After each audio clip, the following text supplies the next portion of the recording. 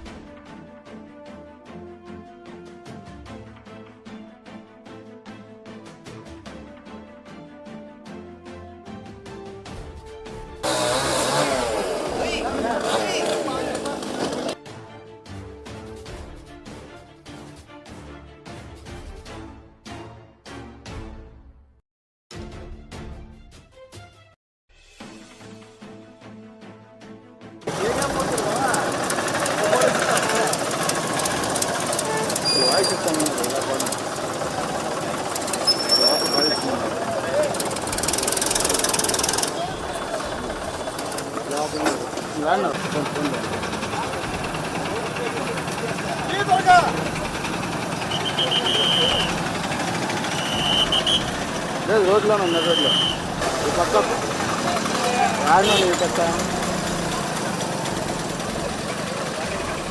ఏ పక్కన నాకు అర్థం కాదు. వాయిస్ ఇస్తారంట నన్ను వస్తుంది.